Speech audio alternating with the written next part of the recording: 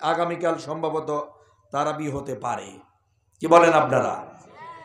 আমার এবছরের সর্বশেষ আলোচনার ময়দান আজকে এটা, আজকেই শেষ, আজকেই আমার এবছরের শেষ প্রোগ্রাম। আউযু বিল্লাহি মিনাশ শাইতানির রাজিম। বিসমিল্লাহির রহমানির রহিম। ইয়া আইয়ুহাল্লাযীনা আমানু দুখুলু ফিস-সিলমি কাফা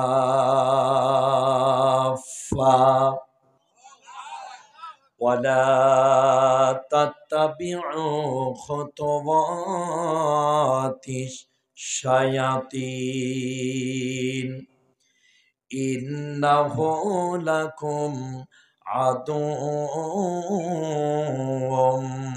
মুবিন। সাদাকাল্লাহুল মাওলানাল আযীম। আখলিস দীনাকা ইয়াকফিকাল আমালুল কালিল। রাওয়াহুল বুখারী।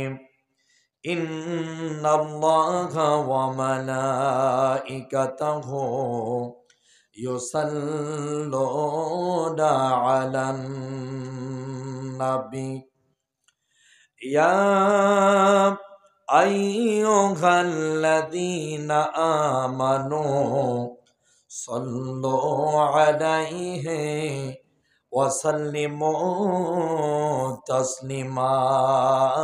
আল্লাহুম্মা সাল্লি আলা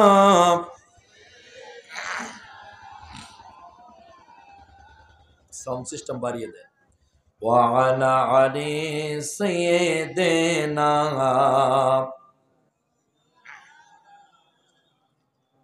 আপনারা সুস্থ না অসুস্থ? পুরোপুরি সুস্থ আছেন তো? আচ্ছা, একটু জোরে সোরে জিকির করেন লা ইলাহা। আওয়াজ দিয়ে পড়েন লা ইলাহা, লা ইলাহা। মুসলমান সবাই এক হয়ে যাও, কোরআনের নীতিমালায় রাষ্ট্র গড়াও। গড়তে পারবেন? সবাই বলে না কেন পারবেন? পেছনের লোকেরা আপনাদের বলছি, আপনারা পারবেন? কথা বলেন না কেন? মুসলমান সবাই এক হয়ে যাও, কোরআনের নীতিমালায় রাষ্ট্র গড়াও। রাসূলুল্লাহর নেতা মেনে, রাসূলুল্লাহর নেতা মেনে শাসন চালাও সবখানে। জীবন সুন্দর সুখী হবে হে তোমার, সুখী হবে দুই জাহানে। তোমার জীবন সুন্দর সুখী হবে হে তোমার, সুখী হবে কয় জাহানে। কয় জাহান? মুসলমান সবাই এক হয়ে যাও, কোরআনের নীতিমালায় রাষ্ট্র গড়াও। মুসলমান সবাই এক হয়ে যাও, কোরআনের নীতিমালায় সমাজ গড়াও। রাসূলুল্লাহর নেতা মেনে শাসন চালাও সবখানে। জীবন সুন্দর সুখী হবে হে তোমার, সুখী হবে দুজাহানে। যেমন নেতা ছিল আবু বকর, তেমন নেতা ছিল হযরত ওমর। ঠিক না? যেমন নেতা ছিল আবু বকর, তেমন নেতা ছিল হযরত ওমর। ওটের পিঠে চড়ে তিনি হে, ওটের পিঠে চড়ে তিনি শাসন চালায় সবখানে, জীবন সুন্দর সুখী হবে হে তোমার, সুখী হবে। জোরে বলেন তো, কয় জাহানে? আরো জোরে বলা লাগবে। সেটা কোন কোন জাহান? আরো জোরে বলতে হবে। দুনিয়া ও আখেরাতের কথা বলা হচ্ছে। দুনিয়াতে আর আখেরাতে যদি শান্তি পেতে হয়, নিরাপত্তাহীনতায় যদি না ভোগা লাগে, আরামে ও শান্তিতে যদি দেশে বাঁচতে চান, চোর ও দুর্নীতিবাজদের হাত থেকে যদি সমাজ ও দেশটাকে পৃথক করতে চান, কোরআনের বিকল্প আর কোনো রাস্তা নাই। আরো ধরে বলা লাগবে। কোরআন ছাড়ার কোনো নেতা নেত্রী দিয়া কাম হবে না। কারণ বাংলাদেশে 1971 সাল থেকে এই 2025 সাল পর্যন্ত আমরা বাংলাদেশে বাপের শাসন বেটির শাসন দেখেছি। ধরে বলে না কেন? দেখছেন কি দেখেন নাই? স্বামীর শাসন এবং বউয়েরও শাসন দেখেছি। এরপরে এরশাদ মামুরও শাসন দেখেছি। বহুত নেতা নেত্রীদের শাসন ব্যবস্থা দেখা আমাদের শেষ। এখন শুধু আগামী দিন কোরআনের বাংলাদেশ। আরো ধরে বলতে হবে, কোরআন দিয়ে দেশটা চলুক, এটা আপনারা চান? কারা চান? আর একবার দেখতে চাইলে লিল্লাহি তাকবীর। দেখেন তো কে হাতটা তোলে না, এটা বেঈমান নাকি? পুরোপুরি তুলতে হবে। কোরআন আপনারা চান নাকি এই দুনিয়ার কোন মানুষের গোলামি করে মরতে চান? হাত নামা। সম্মানিত ভাইরা, এই দুনিয়ায় গোলামি চলবে কার? নাকি বেটির, নাকি বাপের, নাকি স্বামীর, নাকি বউয়ের, নাকি মামুর? কার চলবে? এখন বর্তমান পৃথিবীতে কার আইন চলছে? আল্লাহর আইন চলছে। আল্লাহর আইন চলছে না? আগামীকাল সম্ভবত তারাবি হতে পারে। কি বলেন আপনারা? আমার এবছরের সর্বশেষ আলোচনার ময়দান আজকে এটা। আজকেই শেষ। আজকেই আমার এবছরের শেষ প্রোগ্রাম।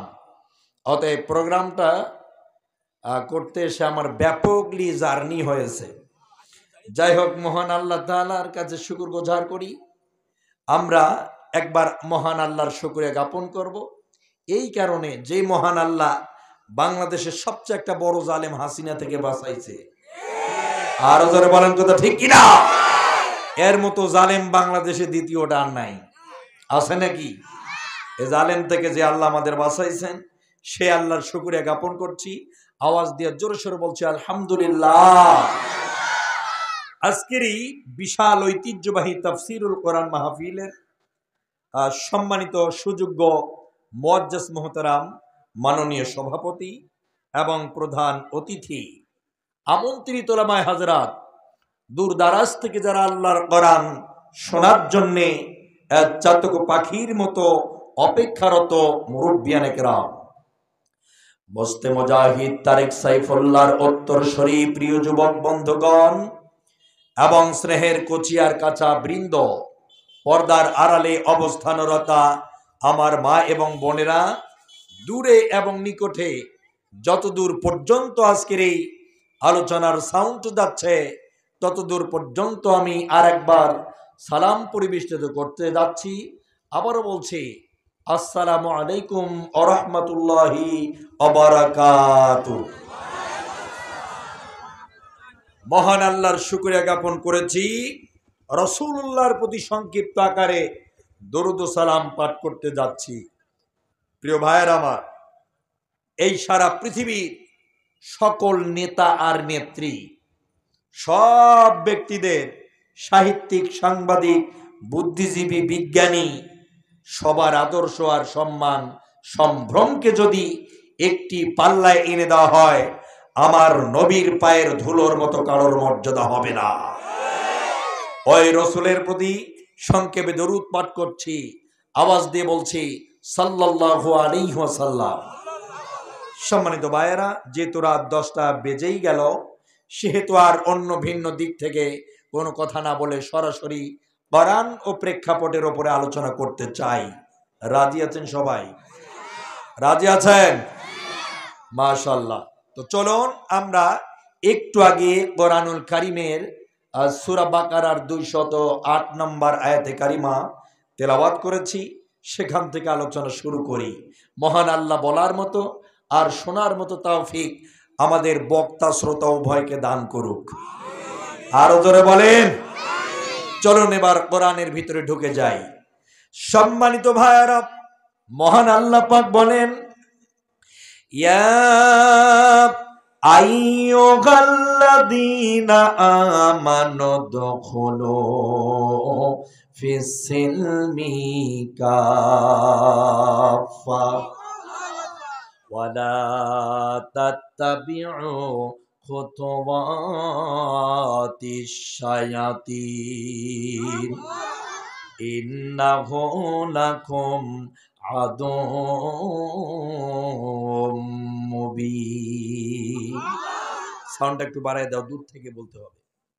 মহান আল্লাহ পাক বলেন, হে ঈমানদারগণ, তোমরা এই ইসলামের ভিতর পরিপূর্ণ ভাবে ঢুকে যাও। শয়তানের অনুসরণ করো না, কারণ শয়তান তোমাদের শত্রু ছাড়া বন্ধু হবে না। ও কাটাখালীবাসী, শয়তান আপনাদের বন্ধু হয় না শত্রু হয়? আর যারা কথা বললেন না তার কি আত্মীয় হয়? কথা বলেন না কেন? শয়তান আপনাদের শত্রু হয় না বন্ধু হয়? মহান আল্লাহ পাক বলেন, আরে ইমানদাররা, এই ইসলামটার ভিতর পুরাপুরি ঢুকে যাও, আর শয়তানের কখনোই অনুসরণ করো না। কারণ একটা, সেটা হলো শয়তান তোমাদের জীবনেও কোনোদিনও বন্ধু হবে না। আমার প্রিয় কলিজার টুকরারা, আপনারা কি এই ইসলামের ভিতর পুরাপুরি ঢুকে গেছেন? আপনারা বাঁচি আছেন না মারা গেছেন? আমি যে জিজ্ঞাসা করতেছি, আপনারা ইসলামের ভিতর পুরাপুরি ঢুকে গেছেন নাকি ঢোকেন নাই? হ্যাঁ, ঢোকেন নাই এখনো? কই আপনি ঢুকছেন? ইসলামের ভিতরে আপনি ঢুকতে এখনো পারেন নাই। কোন শয়তান আপনাকে ধোকায় ফেললো? কার কথা শুনে আপনি এখনো ইসলাম থেকে বহু দূরে আছেন? আমার প্রিয় ভাইরা, সামান্য ক্ষুদ্র একটা মশার ভয়ে আপনারা কোন জায়গায় লুকান? কথা বলে না কেন? উত্তর চাই আমি। বক্তা প্রশ্ন করবে, শ্রোতারে উত্তর দেওয়া লাগবে, আর শ্রোতা প্রশ্ন করবে বক্তারে, উত্তর বক্তারে দেওয়া লাগবে। এভাবে কথাবার্তা চলবে যতক্ষণ এই তাফসিরের ময়দানে আলোচনা হবে ততক্ষণ। ঠিক আছে? সম্মানিত ভাইয়েরা, সামান্য ক্ষুদ্র একটা মশার ভয়ে আপনারা কোন জায়গায় লুকান?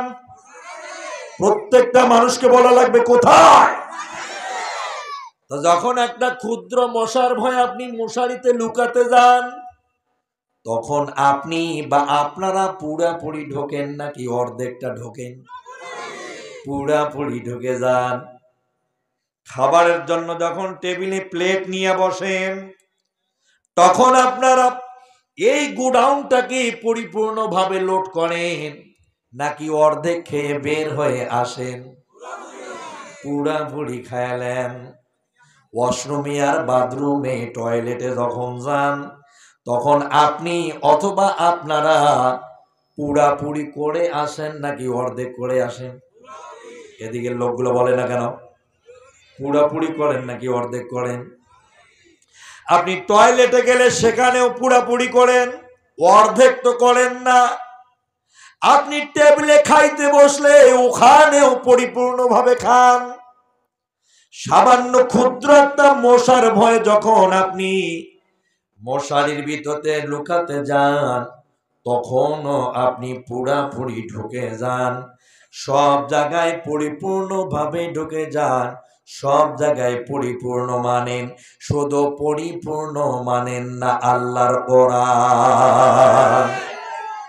পরিপূর্ণ আপনারা মানেন, শুধু কোরআনে বলা হয়েছে নামাজের কথা, তাই আপনি একটু নামাজটা পড়ে নেন। আর বলা হয়েছে যাকাতের কথা, তাই আপনি একটু যাকাত দেওয়ার চেষ্টা করেন। এত আগামী 1 তারিখ থেকে রোজার কথা বলা হয়েছে, তাই আপনি রোজা দেওয়ার চেষ্টা করবেন। জীবনে একবার হজ করা ফরজ, তাই আপনি হজ করতে যান। এর বাইরে যে কোরআনে নামাজ যাকাতের কথা আছে, সেই কোরআনে রোজা এবং হজেরও কথা আছে।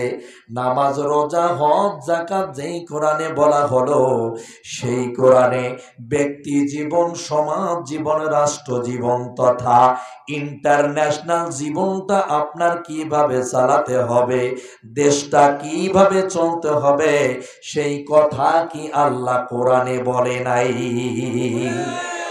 এ কথা কি বলে নাই? এ কোরআন শরীফ কই এসতো যে? দ্রুত একটা কোরআন নিয়ে আস।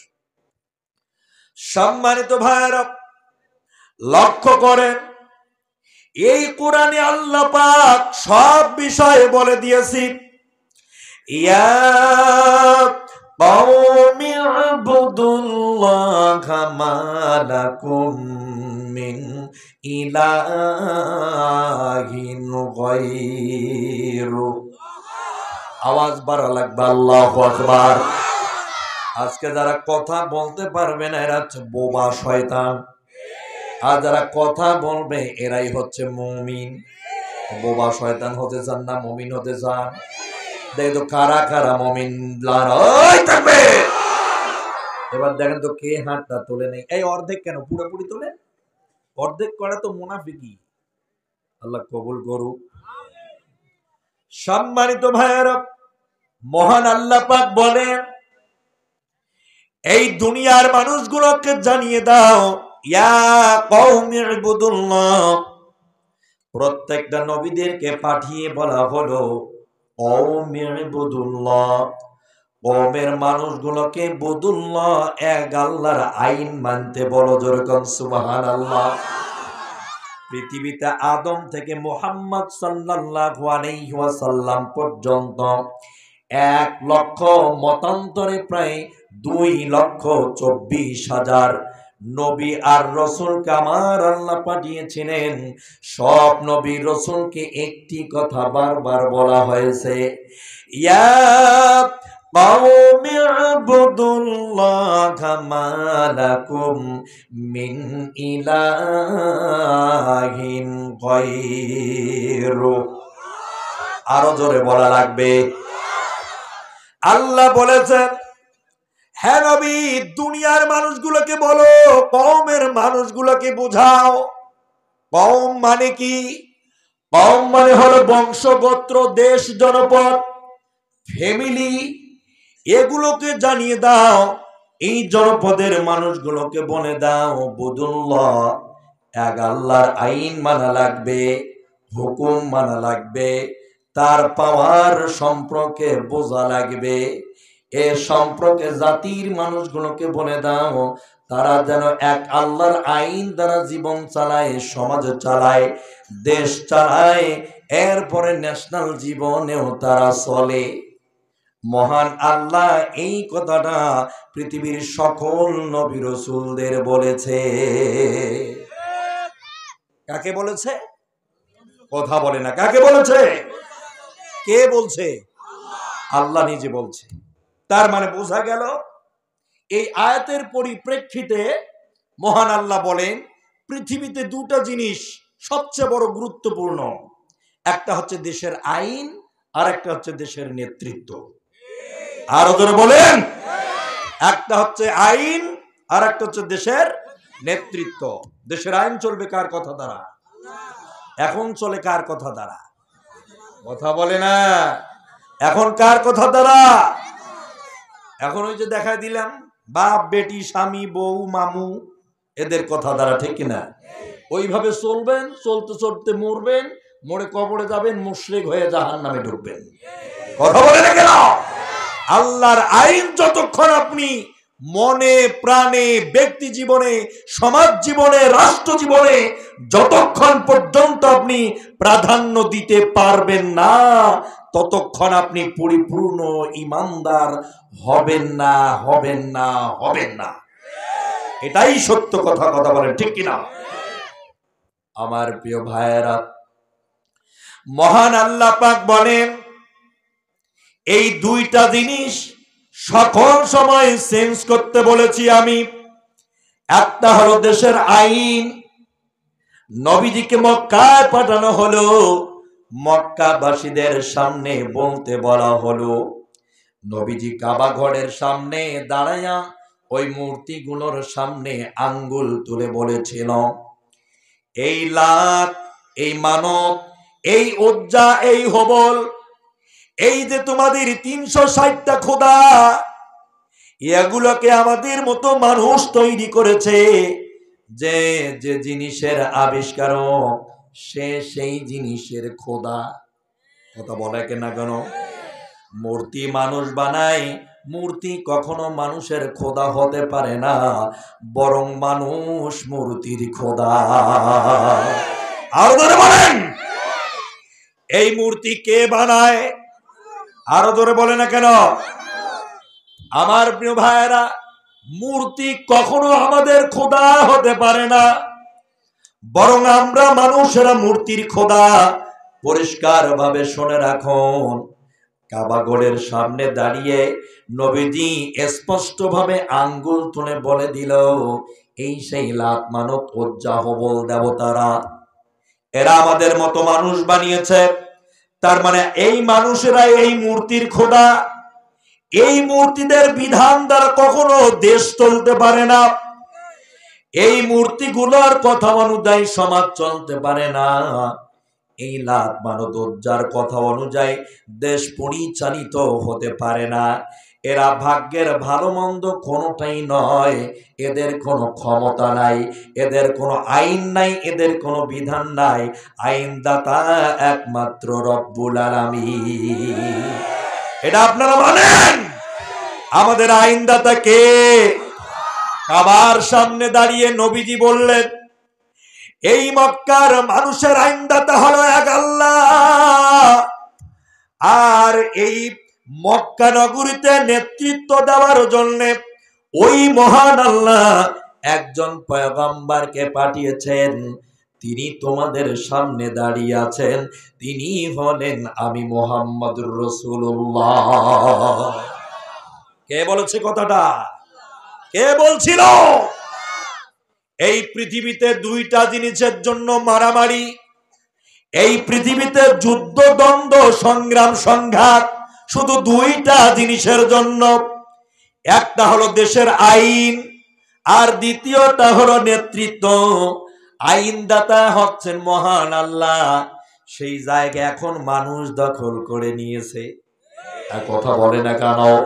সেই জায়গা, সেই স্থানটা এখন মানুষের এখতিয়ারিত্বের মধ্যে। এই জন্যে দুনিয়ায় শান্তি আসবে না, মরতে মরতেও অশান্তিতে মরা লাগবে। আমার প্রিয় ভাইরা, এই কথাটা বলা মাত্রই নবীজি যখন বলেছে আইন চলবে আল্লাহর, নেতৃত্ব চলবে মুহাম্মাদের, এই মূর্তির আইন চলবে না, আর আবু জাহেলের নেতৃত্ব চলবে না, আইন চলবে আল্লাহর আর নেতৃত্ব চলবে মুহাম্মাদের। এই কথা যখন আল্লাহর নবী বলেছেন, কাবার মাটিতে কাফের মুশরিকরা আমার নবীর বিরুদ্ধে তোলপাড় হয়ে কঠিন ষড়যন্ত্রের জাল বিস্তার করেছিল। যেমন আজ বাংলাদেশে আমরা যখন বলি মানুষের মতো দর্শ চলবে না, আল্লাহর বিধান দ্বারা রাষ্ট্র গড়তে হবে, এই সমাজের কিছু নামদারি মুসলমান মুনাফিকের বাচ্চারা আমাদের বিরোধিতা করে। তেমন কথা বলেন ঠিক কিনা? ওই সময় বিশ্বনবীর বিরুদ্ধে ডাইরেক্ট অ্যাকশন নিয়েছিল যারা, এই বাংলাদেশে 2025 সালে এখন আলেমদের পিছনে লেগেছে ঠিক তারা। আমার প্রিয় ভাইয়েরা, এই বিষয়বস্তু আপনাকে বুঝতে হবে। মহান আল্লাহ পাক স্পষ্ট ভাবে জানিয়ে দিলেন, আমার ইমানদারেরা, মুত্তাকি, পরহেজগার, আল্লাহ ওয়ালারা, রাসূল প্রেমিকরা যদি ক্ষমতায় যায় কি করবে জানো? তোমরা জানো? মহান আল্লাহ পাক বলেন, ইমানদাররা যদি রাষ্ট্রের ক্ষমতায় আসে কি করবে ওরা? আল্লাযীনা ইম্মাক্কান্নাহুম ফিল আরদি আকামুস সালাত ওয়া আতাউয যাকাত ওয়া আমারু বিল মা'রুফ ওয়া নাহাউ আনিল মুনকার ওয়া লিল্লাহি আকিবাতুল উমুর। একটু জোরে বলেন তো আল্লাহু আকবার। মহান আল্লাহ কি বলছে জানো তোমরা? মহান আল্লাহ এবার রাজনীতি করতেছে। কোরআনে জোর করে আল্লাহু আকবার। আল্লাহ রাজনীতি করতেছে। দেখো, আর যারা টিনের চশমা চৌকে লাগাইছেন খুললে ফেলান, আপনি ও দিয়ে দেখতে পারবেন না। তো বিবেক বুদ্ধি যাদের নষ্ট হয়ে গেছে ও বাদ দিয়ে নিউ চিন্তা ধারণা করেন। মহান আল্লাহ পাক বলেন, আমার ইমানদার মুত্তাকি পরহেজগাররা যদি রাষ্ট্রীয় ক্ষমতায় চলে যায়, এক নম্বরে তারা রাষ্ট্রের ক্ষমতার চেয়ারে বসা মাত্রই প্রথম যে বিল, প্রথম যে আইনটা দেশে চালু করবে, সেই আইনটা হলো রাষ্ট্রীয়ভাবে নামাজ। কিসের আইন? বাংলাদেশে কি নামাজের আইন আছে? ছিল। সামনে আসার সম্ভাবনা আছে। কারা কারা আছে দেখি লিল্লাহে তাকবীর। আল্লাহ কবুল করো। বিগত এই বাংলাদেশে 1971 থেকে 25 পর্যন্ত যতগুলা নেতা নেত্রী, যতগুলা প্রধানমন্ত্রী বাংলাদেশে এসেছিল, এরা সবাই হিন্দু ছিল না মুসলমান ছিল? আরো জোরে। আরে বাবা জোর হচ্ছে না তো, আওয়াজ দিয়ে বলেন। কি ছিল? শুধু মুসলমানে না, তারা নিজে নিজেকে ইমানদারেরও দাবি করেছে। একজন তো 16 বছর সারা রাত তাহাজ্জুদ পড়ে গেল। ইনি তো সারা রাত ধরে কোরআন শরীফ খতম করে ফেলায়। এনার মন্ত্রী শামীম ওসমান সাহেব, উনি তো 60-70 রাকাত তাহাজ্জুদ পড়ে। কথা কয় লাগে। আর বুবু তো প্রতি বছরে হজ ছাড়া বোঝে না। কি বুঝলে? ইনি তো শাহজালাল, শাহপরান, শাহ মাকদুম যা আছে আপনাদের খানজাহান আলী সাহেব সহ প্রত্যেকটা মাজারে মাজারে যায়। উনি সারা রাত নামাজ পড়ে। ফজরের নামাজের পরে ওনার যারা দালাল আছে বাংলাদেশে, ওরা বলে আমাদের নেত্রী সারা রাত তাহাজ্জুদ পড়ে।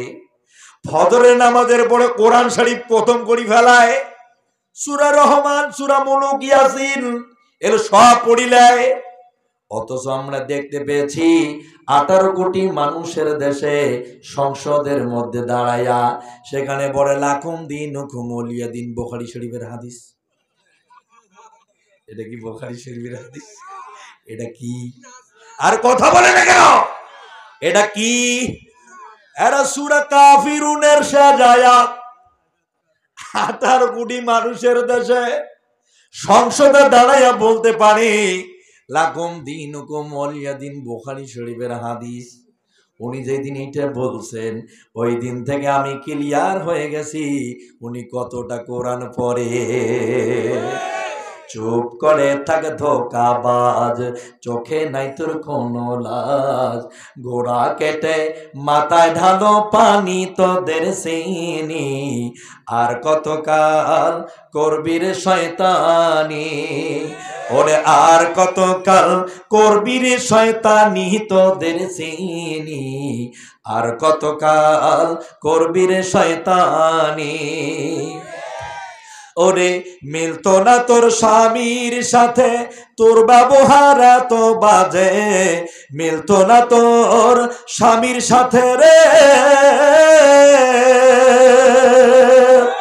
মিলতো না তোর স্বামীর সাথে, তোর ব্যবহার এত বাজে, বুঝতে পারছি লাগবে রে তোর বুড়োর গুতানি, আর কত কাল করবি রে শয়তানি, ওরে আর কত কাল করবি রে শয়তানি, তোদের চিনি, আর কত কাল করবি রে শয়তানি। ঠিক কিনা? মানে ওপরে ওপরে দেখায় আমার মতো ইমানদার আর হয় না, সারাদিন আলেম ও মুসলমান মারা ছাড়া বোঝে না। আরো ধরে বলেন, মারছে কি মানে নাই? বাংলাদেশে 1971 থেকে 25 পর্যন্ত যত লড়াই হয়েছে, যত মানুষ মারা গেছে, এই 16 বছরের চেয়ে বেশি কেউ মানে নাই। আরো ধরে বলতে হবে, আজকে প্রমাণ হয়ে যাবে এখানে। কথা বলেন ঠিক কিনা? আলোচনা চলবে, কোরআন প্রেক্ষাপটের উপরে আলোচনা চলবে। থাকবেন না পালাবেন? কারা কারা পালাবেন দেখি তো? পালাইবেন? অন্ধকারে তীর মারা বাদ দিবেন, দেখে শুনে তীর মারবেন, তাহলে কপাল ভালো হইবে। আগে বুঝবেন শুনবেন, তারপরে মারবেন ঠেলা। ঠিক আছে? থাকবেন কারা কারা দেখি লিল্লাহে তাকবীর। আল্লাহ কবুল করুক জোরে কানা আমিন। সম্মানিত ভাইয়েরা, এক নাম্বার হলো ইমানদারেরা দেশের মধ্যে আইন তৈরি করবে, সমাজের মধ্যে আইন বাস্তবায়ন করবে। সে আইনটা হলো রাষ্ট্রীয়ভাবে নামাজ। জোরে করে আল্লাহু আকবার। দুই নাম্বারটা কি করবে জানো? ওয়াতাউজ যাকাত।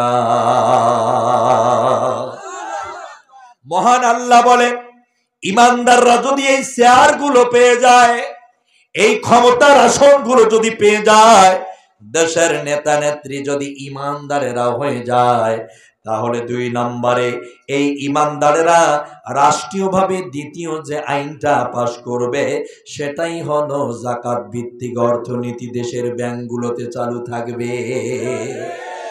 বাংলাদেশ ব্যাংকে কি যাকাত ভিত্তিক অর্থনীতি আছে? কৃষি ব্যাংকে আছে, জনতা ব্যাংকে আছে, রূপালী ব্যাংকে আছে, ডাচ বাংলা ব্যাংকে আছে? আছে। তা তাহলে কোন জায়গায়, কোন জায়গায় আছে? সম্মানিত ভাইয়েরা, আছে চালু ইংল্যান্ডের ইহুদির বাচ্চারা তৈরি করছে সুদ। এই সুদ দিয়ে আজকে বাংলাদেশের এমন কোন ব্যাংক নাই, এমন কোন জায়গা নাই যে সুদ দিয়া ভরা নেই। এমনকি প্রতিটি মানুষের পকেটে পকেটে আর সুদ ঢুকে গেছে। আমার প্রিয় ভাইয়েরা, নামাজও আপনারা চালু করলেন না, যাকাতেরও আইন আপনারা চালু করলেন না। তিন নাম্বার হলো ওয়া আমারু বিল মারুফ।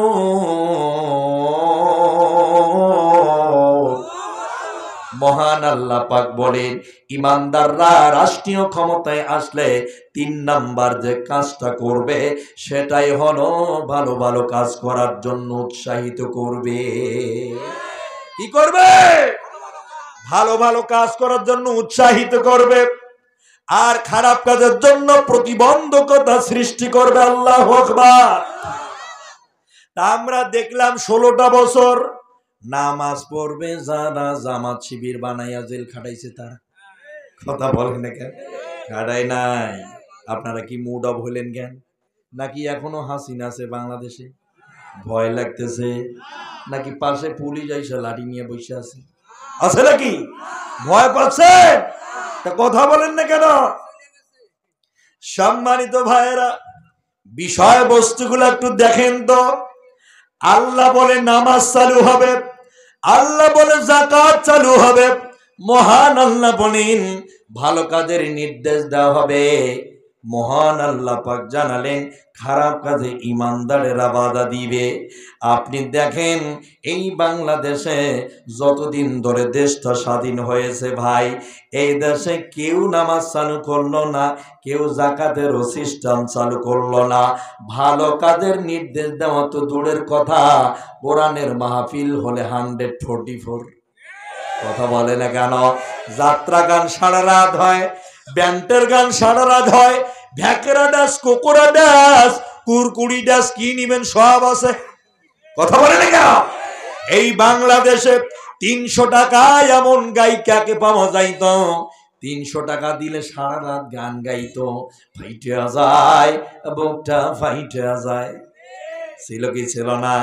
উনি বাংলাদেশের ডাইরেক্ট সংসদের এমপি হয়ে গেল, সংসদের ভিতরে গিয়ে গান বাজনা করলো। যে আলেম ওলামারা বাংলাদেশে কোরআন দিয়া সমাজটাকে গড়তে চায়, তারা বাংলাদেশে বছরের বছর পর জেলে খাটে মরে। আর এই জালেমের বাচ্চারা বুকের গুতাম খুলে বাংলাদেশে ঘোরে। বলে না কেন? আরো জোরে, জোর হলো না, আর জোরসে বলো। সম্মানিত ভাইয়েরা, কেন বাংলাদেশে কোরআন দিয়া সমাজ চালু হয় না? কারণ একটা আছে, সে কারণ হলো যারা কোরআন বোঝে না, হাদিস বোঝে না, ইসলাম যারা বোঝে না, আল্লাহ রসুল সম্পর্কে কিছুই তাদের জ্ঞান থাকে না, ওই মানুষগুলোকে মেম্বার বানাই, ওদের চেয়ারম্যান বানাই, ওদের এমপি বানাই, ওদের মন্ত্রী বানাই, ওদের প্রধানমন্ত্রী বানাই। এই জন্যেই ইসলাম সমাজে আসে না। বাংলাদেশে 50-60 বছর ধরে রাজনীতি করে, রাজনীতি করতে করতে শরীরের চামড়া সব ঢিল হয়ে গেছে, দাড়ি মসুল সব ভুরু পর্যন্ত পাইকা সাদা হয়ে গেছে। সর্বশেষ আইসা কয় ইসলামে রাজনীতি নাই। কথা কয় না কেন? সর্বশেষ এসে বলে কোরআনে রাজনীতি নাই। এবার আপনাদের বলতেছি, কোরআনে রাজনীতি আছে না নাই? আরো ধীরে। আর শুনবে তো কেউ? আছে। কোরআনে শুধু রাজনীতি যে আছে তাই শুধু না, রাজনীতি আছে। আল্লাহ পাক কোরআনের আয়াত নাজিল করে দিয়েছে, নবীজি সেই আয়াত শুনেছেন, বলেছেন, সাহাবীরা ঈমান এনেছেন, সেই সাহাবীরা ওই আয়াতের উপরে আমল করেছেন। নবী এবং তার সাথী সঙ্গী সাহাবীরা মিলে মদিনার মাটিতে রাজনীতি করেছেন। সেখানে আল্লাহর নবী রাষ্ট্র গঠন করেছেন। সেই রাষ্ট্রের 10 বছর প্রধানমন্ত্রী আমার নবী মুহাম্মদ ছিলেন। কথা বলেন ঠিক কিনা? যারা বলে কোরআনের রাজনীতি নাই, ওরা রসুলকে নেতা হিসাবে মানে না। আরো ধরে বলেন। আর নবীজিদের মদিনায় 10 বছর রাষ্ট্র চলেছে, নবীজিকে প্রধানমন্ত্রী মানে না। যারা ডাইরেক্ট কোরআনের আয়াতকে অস্বীকার করে দেয়, পরিষ্কার ভাবে বুঝবেন ওরা আর মুসলমান নাই। আছে নাকি? আরো জোরে বলেন। যারা বলবে কোরআনে রাজনীতি নাই, আমি বলি ওদের সম্পর্ক এই কোরআনের সঙ্গে নাই। শুধু ভোট আসলে শুধু গিয়া বলে আব্বা ভাইজান দুলা ভাই ভোটটা দেন, ঠিক কিনা? আগে তো বাংলাদেশের সংসদে দেখা যেত কয়েকজন এমপি কে কথা বলার আগে কোরআনের আয়াত তেলাওয়াত দিয়ে শুরু করত, আর দেশের মানুষ মনে করতো কোরআনের আয়াত তেলাওয়াত দিয়ে কথা কয়, এর মতো পরহেজগার আর দুনিয়ায় নেই। জোরে কোন সুবহানাল্লাহ। যার কারণে মানুষ কলিজা দিয়া ভালোবাসে ফেলায়। কারণ বাংলাদেশের মানুষ একটা জায়গায় দুর্বল, সেটা হলো ইসলাম। কথা বলে না কেন? আপনারা কি ঘুমাচ্ছেন? আমার প্রিয় ভাইরা, যেন মানুষেরা কলিজা দিয়ে ভালোবাসে। এখন আলেমদের মুসলমানের দল ভারী হয়ে গেছে। মুসলমানেরা আজ এমন একটা পর্যায়ে পৌঁছে গেছে, দেশের 95% মানুষ এখন মুসলমান আলেম ওলামাদের ভালোবাসে। কথা বলে না কেন? কারণ মানুষ জানে এদের গোলামি করে আর মরব কেন রে? বহুত গোলামি করেছি, মায়ের খাইলাম, জীবন দিলাম, কবরে গেলাম, খুন হইলাম, গুম হইলাম, জীবন শেষ করে দিলাম, কিছু নাই, শুধু নেতাদের ভুড়ি আর মোষটা বাড়ে, কিছু পরিবর্তন নাই। আমার প্রিয় ভাইয়েরা, ওরা বক্তব্য দেওয়ার সময় কোরআনের আয়াত বলতো, এখন উল্টে এসে বলা শুরু করছে হুজুররা ধর্ম ব্যবসায়ী। আমাদের কি বলতেছে? ধর্ম ব্যবসায়ী বলে। আমার প্রিয় ভাইয়েরা, ধর্ম ব্যবসায়ী কারে বলে আপনি জানেন? ধর্ম ব্যবসায়ী তো তাকে বলে ভোট যখন আসে মাথায় টুপি লাগায়, পাঞ্জাবি পরে মসজিদে দৌড়ে। কথা বলে না কেন? ভোট যখন আসে তখন একবারই ইমানদার হইয়া যায়। ভোট যখন আসে তখন 1 যোহরের নামাজ 4-5 বার পড়ে। ওরা বড় গলায় কয় কথা, রাতারাতি হয় নেতা। বড় গলায় কয় কথা, রাতারাতি হয় নেতা। আকাম কুকাম সব করিয়া গড়ে নেতা আস্তানা। আসলে সব পেট পূজায় আর ভোটটা নেওয়ার বাহানা। আরো জোরে বলা লাগবে, ওদের আসলে সব পেট পূজায় আর ভণ্ডামি আর বাহানা।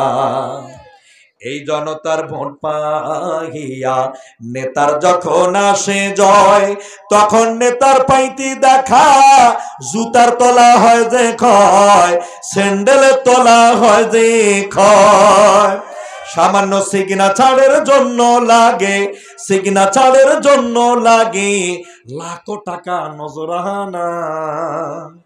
আসলে সব পেট পূজায় আর এই হেইটা নেওয়ার বাহানা।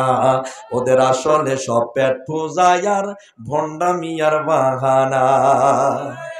ওরা মিষ্টি মিষ্টি কথা কইয়া সাজে ইসলামের সেবক, আবার ওই দাবিতে নামলে মিছিল লাঠি চালায় বেধরক, লাঠি চালায় বেধরক।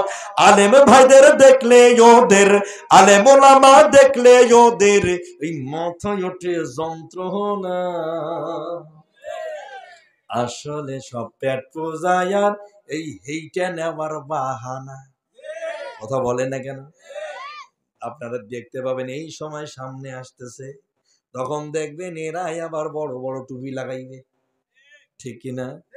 ধর্ম ব্যবসায়ী আলেমরা নয়, আলেমরা হচ্ছে ধর্ম প্রচারক, বরং তোমরা ধর্ম ব্যবসায়ী। কথা বলেন, কারণ তোমরা বাংলাদেশে বারবার বাংলাদেশের মানুষকে ধোঁকা দিয়া বোকা বানাইয়া নেতা হয়ে দেশের সম্পদের পাহাড় বাইরের দেশে গড়েছ। আমরা হুজুররা যেমন পাঞ্জাবিওয়ালা টুপিওয়ালা ছিলাম, এখন ওইরকম আছি, আগামী দিন মরি নেই যতদিন ততদিনও থাকবো। কথা বলেন কতদিন, ঠিক কিনা? কিন্তু তোমাদের পরিবর্তন হয় ভোট আসলে আর ভোট বেড়াইলে। কথা বলেন ঠিক কিনা? তাহলে স্বার্থের জন্য কারা কাজ করে? এইটা অন্তত বাংলাদেশের মানুষ এবার বুঝে ফেলাইছে। কথা বলে না কেন? এ অন্তত দেশের মানুষ এইটা এবার বুঝতে পেরেছে যে বারবার আমাদেরকে ধোকা দিয়ে বোকা বানায়া এর ইসলাম ও ইমান এটার 12টা বাজায় এরা। এবার বুঝতে অসুবিধা হয়েছে। তাহলে ইমানদারের কর্মসূচি কয়টা? 4টা। কয়টা? আরো ধরে বলেন, মনে থাকবে। আপনারা ইমানদার হবেন না বেঈমান?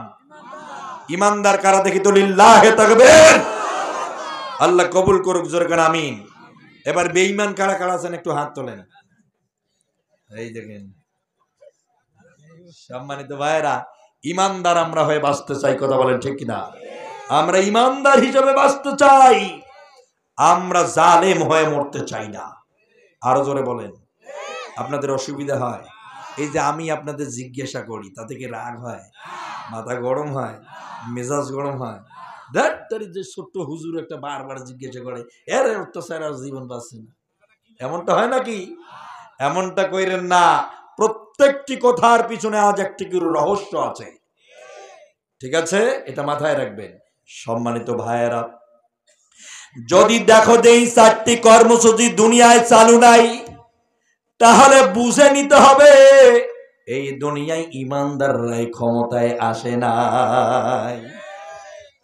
এসেছিল কারা তাহলে? জালেম আর জালেমের বাচ্চারা। হরজুরি মুসলমানের ঢং দেখান আপনি, অথচ আইনদাতা আল্লাহকে আপনি মানতে পারেন নাই।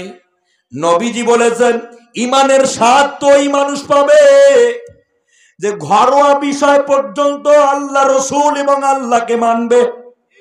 তা শুধু নামাজ রোজার ক্ষেত্রে আল্লাহর হুকুমটা মজা লাগে, সমাজ জীবনে রাষ্ট্র জীবনে আল্লাহটা ভালো লাগে না। এই দুনিয়ার কোন মানুষের চামচাগিরি ভালো লাগে, কারো পাছাটাগিরি করা মজা লাগে।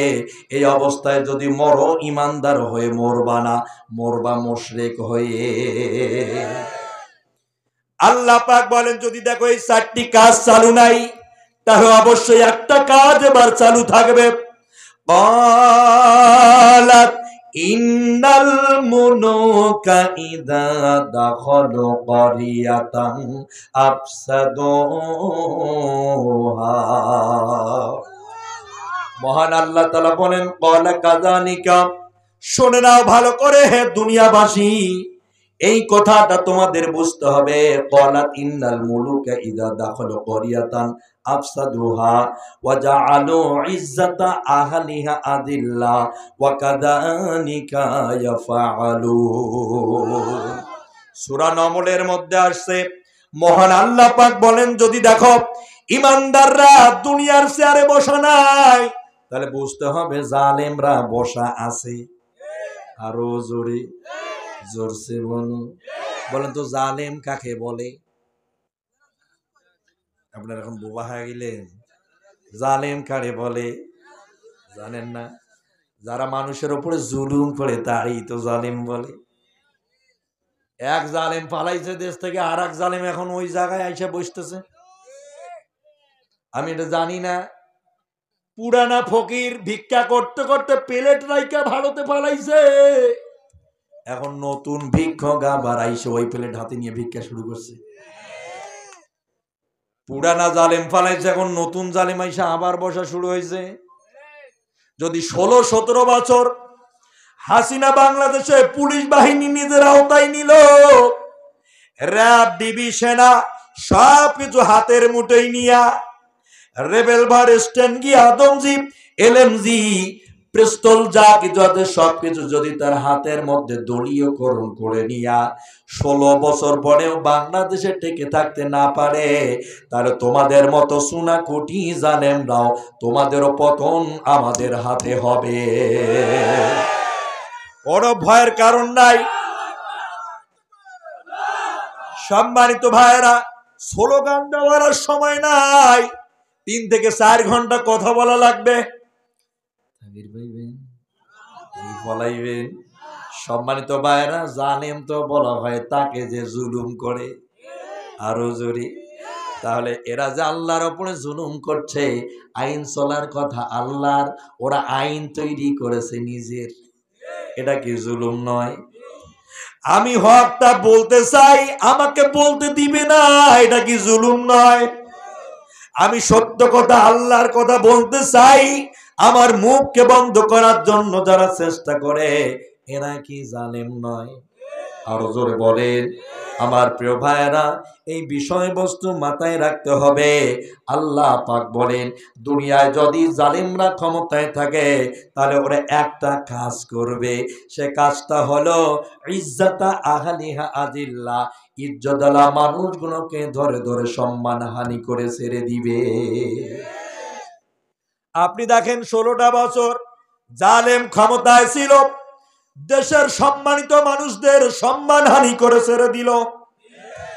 আপনাদের পিরোজপুরের সন্তান শহীদ মরহুম আল্লামা দেলোয়ার হোসেন সাইদি রাহিমাহুল্লাহর মতো মানুষটাকে বিনা কারণে অকারণে জেলে 13টা বছর আটকিয়ে রেখে দিয়েছিল।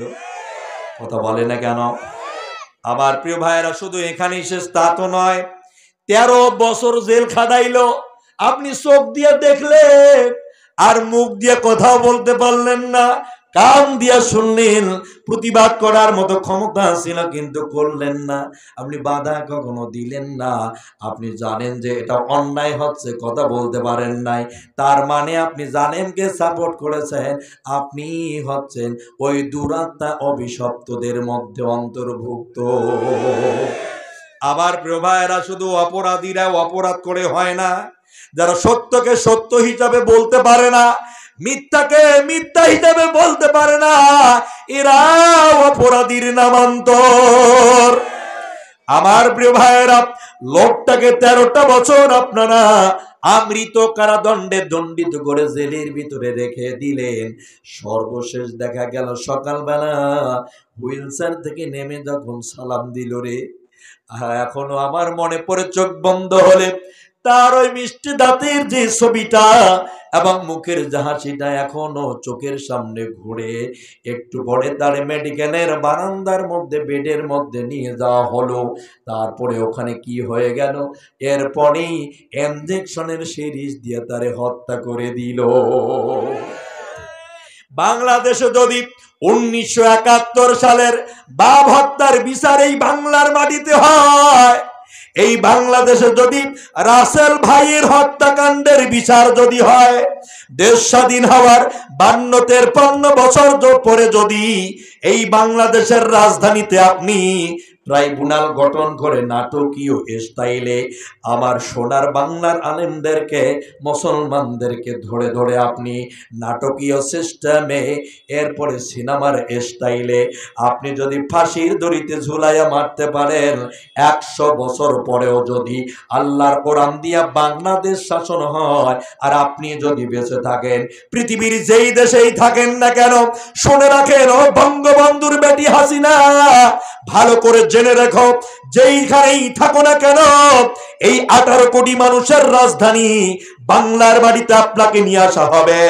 এরপরে 18 কোটি মানুষের সামনে একটি ফাঁসির দড়িতে ঝুলাইয়া আপনাকে মারা হবে। নিজের বাপ আর ভাইটা যদি কলিজার টুকরা হয়, তাহলে এই দেশের আলেমরা মাটি ফেটে বের হয়ে আসে নাই, এই দেশের মানুষগুলো কেউ মাটি ফেটে বের হয়ে আসে নাই। যারা মরেছে আর যাদের মেরেছেন ওরা কারো না কারো আত্মীয় স্বজন। কথা বলে না কেন? আবার প্রিয় ভাইয়েরা, এতদিনের বিচার যদি এই দেশে এইভাবে হতে পারে, তাহলে শুধু 100 বছর না, 1000 বছর পরেও যদি হয় তাই হবে। আমরা ইউনূসের সরকারকে বলতে চাই, যারা ইয়াং জেনারেশন, বর্তমান যারা সেনা নিয়ন্ত্রিত ভাবে চলছেন, আপনাদেরকে বলতে চাই, ভোট নোট পরে হবে বাংলাদেশে, আগে এই বাংলাদেশে 16টা বছর দেব এই হত্যাকারী হাসিনার নেতৃত্বে বাংলাদেশের মানুষগুলোকে পাখির মতো করে গুলি করে করে হত্যা করা হলো, খুন করা হলো, গুম করা হলো। আগে এগুলার বিচার করেন, তারপর বাংলাদেশে ইলেকশন দেন, আগে এইটা করেন। সম্মানিত ভাইয়েরা, আজ যারা ইলেকশন করে যারা লাগাইছেন, এর সব শয়তানি শুরু করছে এগুলা। কথা বলে না কেন? আজকে তারা আসবে, ওরা ওদেরটা দেখবে, এরা আজ আছে এরা এদেরটা দেখবে, আগামী দিন আর এক গ্রুপ আসবে, ওরা ওদেরটা দেখবে। না, এটা কখনো হবে না। যখন যেটা হবে তখন সেটা করা লাগবে। এটা জনতার দাবি। কথা বলেন ঠিক কিনা? এটা আমাদের দাবি কিনা? কার কার দাবি দেখি তো? নারে তাকবীর, লিল্লাহি তাকবীর। আল কোরআনের আলো কোরআন আছে যেখানে,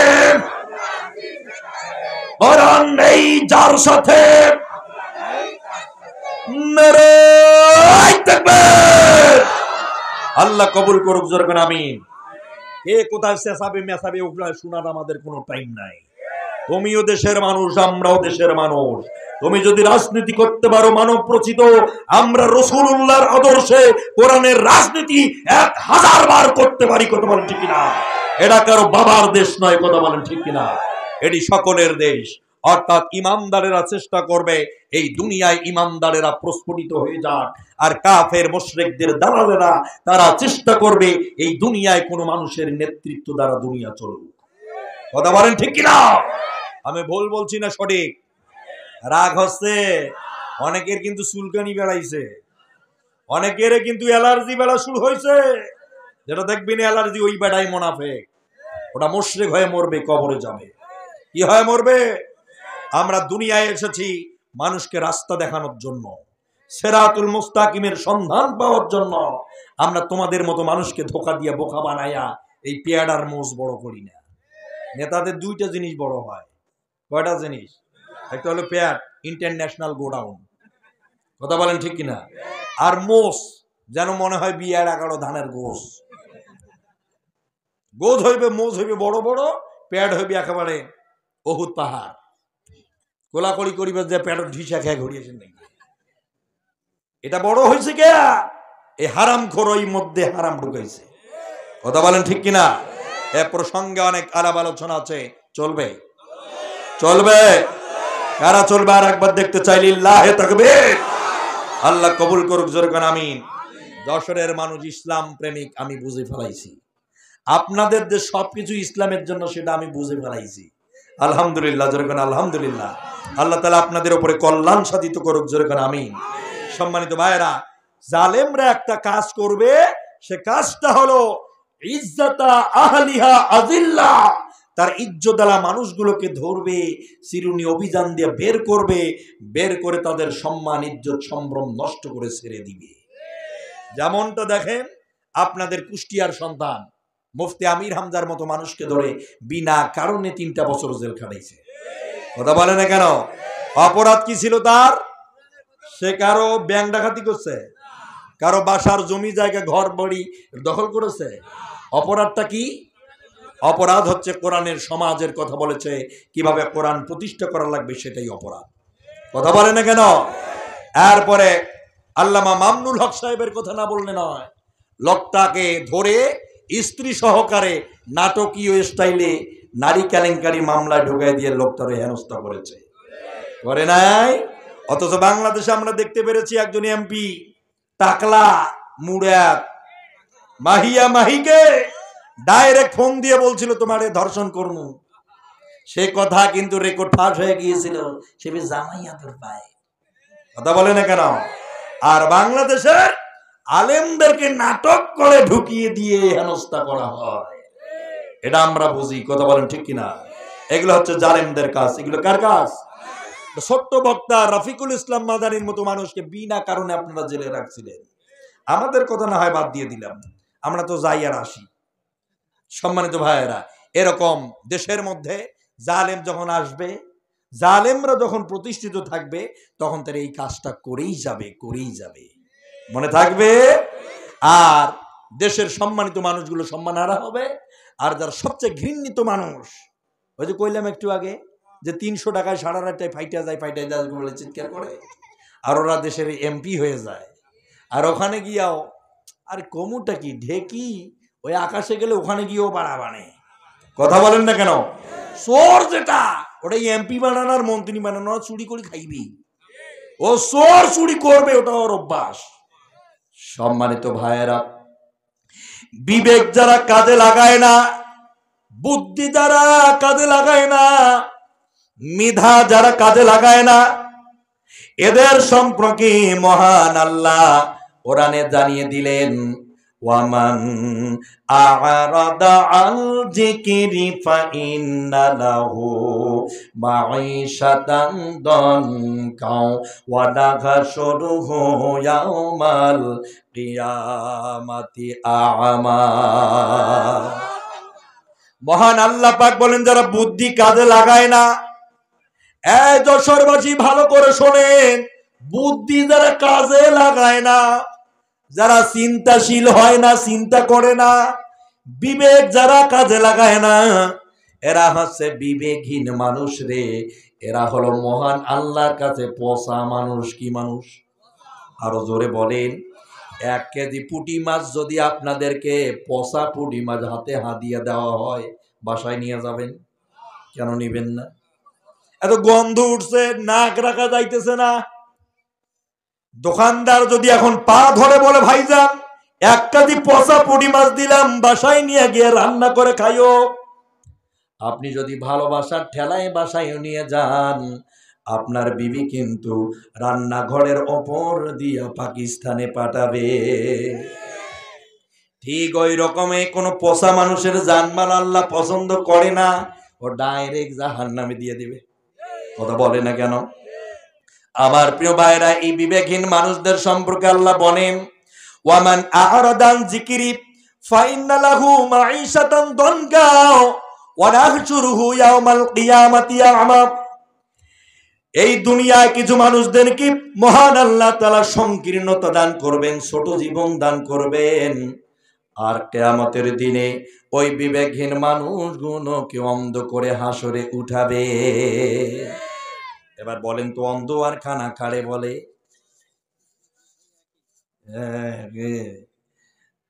অন্ধ হচ্ছে যার দুইটা চোখে বন্ধ, ওইটা হলো অন্ধ। আর যার একটা চোখের ডিস্টার্ব মানে এক বেটারি, ওইটা কানা। এবার বলেন তো কানা কারে বলে? কথা কয় না এখন। এখন অন্ধ আর কানা চেনেন না বাহে? অন্ধ হচ্ছে যার দুইটা চোখ বন্ধ, ওই লোক হচ্ছে অন্ধ। আর যার একটা চোখের ডিস্টার্ব রে ভাই, ওই লোক হচ্ছে কানা। মহান আল্লাহ পাক বলেন, যারা বিবেকহীন মানুষ, আখিরাতের দিন আমি তাদের অন্ধ বানাবো।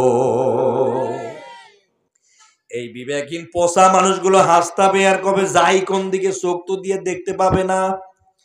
ডাইরেক্ট গিয়া মহান আল্লাহর সামনে দাঁড়িয়ে যাবে, আল্লাহকে বলবে, ক্বালা রাব্বি লিমা হাসারতানি আ'মা ওয়া ক্বাদ কুনতু বাসীরা।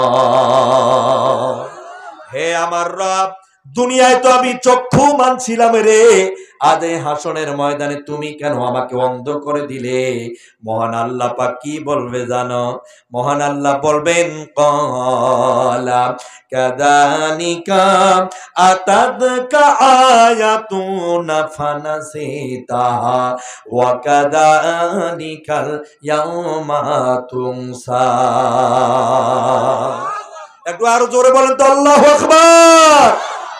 একটু হাতগুলো তুলে তাকবীর দেন তো, নারায়ে তাকবীর। দুই হাত তোলা লাগবে। একটু হাতগুলো নাড়া দেন তো, ঘুমটা ভেঙে যাক। ঘুমাইতেছেন আমি বুঝতে পারছি।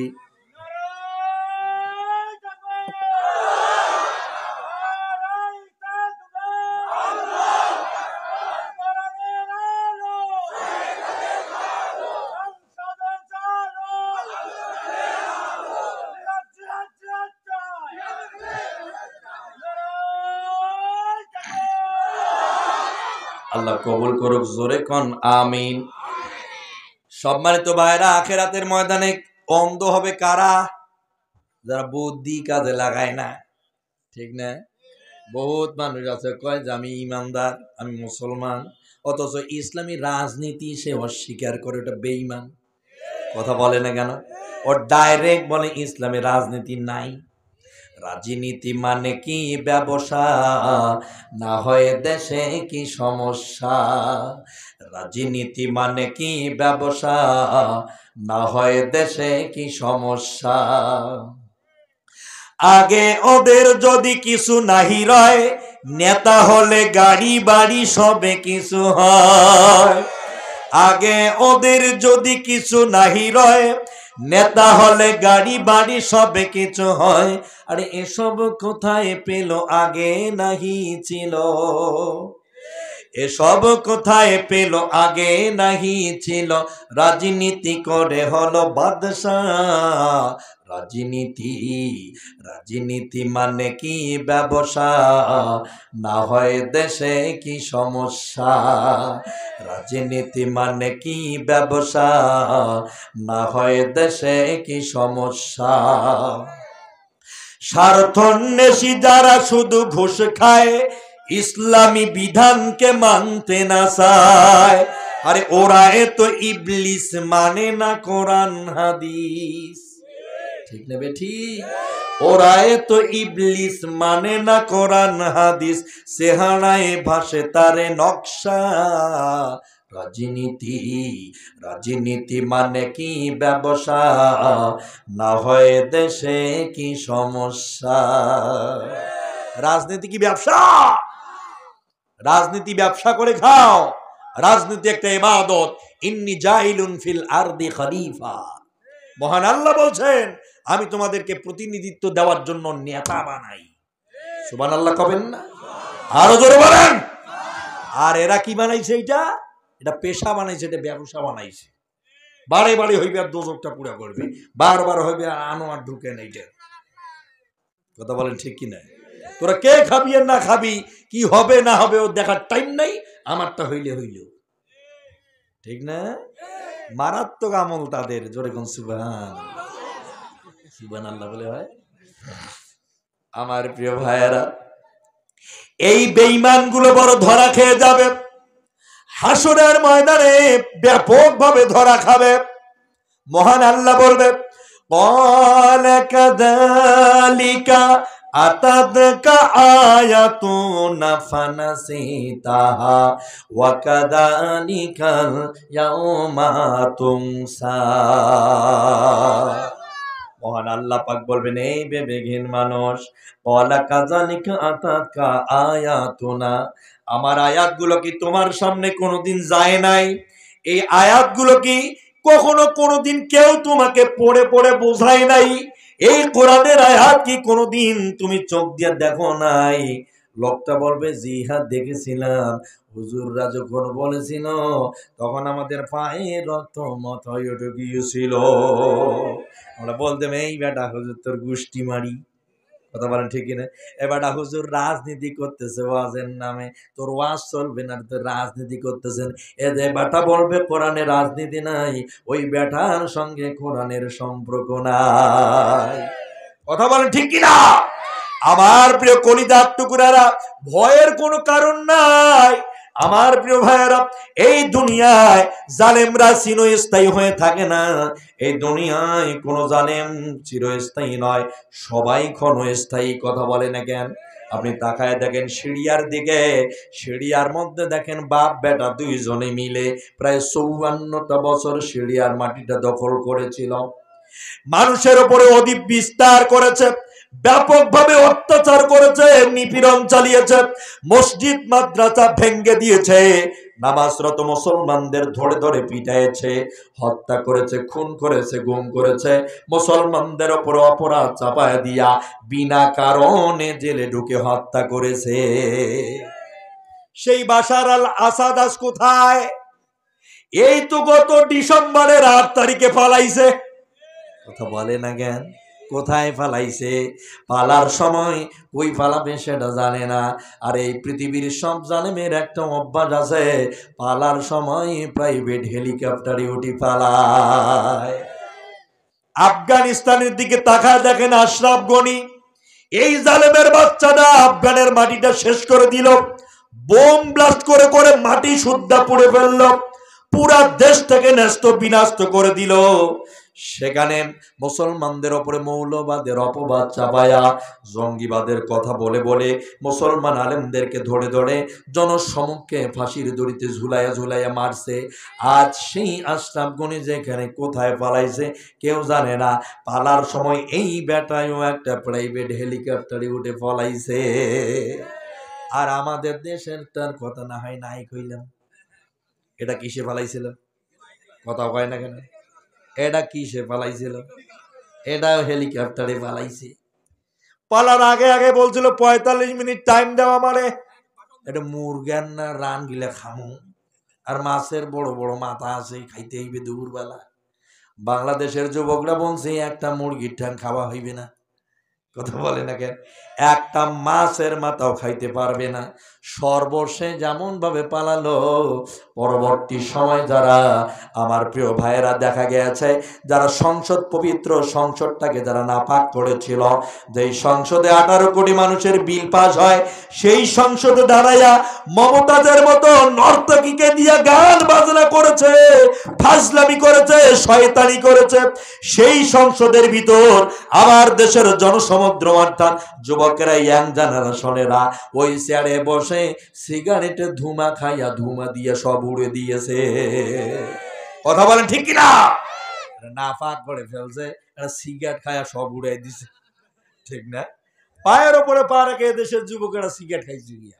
তোমরা নর্তকীর জায়গা বানাইছো এইটা, তোরা গায়িকাদের জায়গা বানাইছো এইটা, এটা গান বলার জায়গা, এইখানে মানুষের গীবত করার জায়গা এইটা।